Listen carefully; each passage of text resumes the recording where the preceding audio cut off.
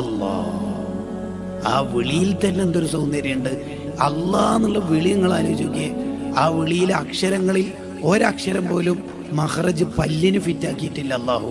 പല്ലിന് ടച്ചില്ല. കാരണം പല്ല് കൊഴിഞ്ഞുപോയ 108-ാം വയസ്സിലെ നഫീസ ഹജ്ജുമ്മക്കും ആ വിളിക്കാൻ എൻ്റെ പേരവിടെ ഉണ്ടാവണം.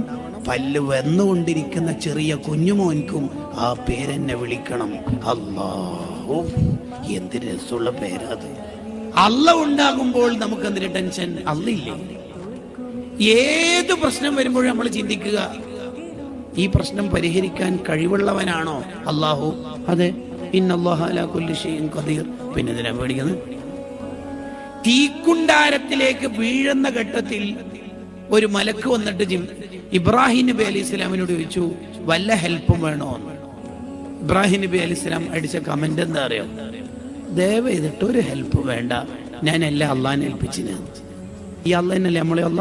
അതെ. പിന്നെ ടെൻഷൻ? സതേ മോൾക്ക് 2-3 അന്വേഷണം വന്നു, ഒന്നും സെറ്റായിട്ടില്ല, സ്വന്തം ആർക്കണം, മോൾക്ക് കുറച്ച് നിറം കുറവാണ്. എന്തിനു ടെൻഷൻ? എന്തിനു ടെൻഷൻ? തവക്കൽതു അലല്ലാഹ് കാറിനൊട്ടിക്കാനുള്ള സ്റ്റിക്കറിന്റെ പേരല്ല, അത് ഹൃദയത്തിൽ വെക്കേണ്ടതാണ്.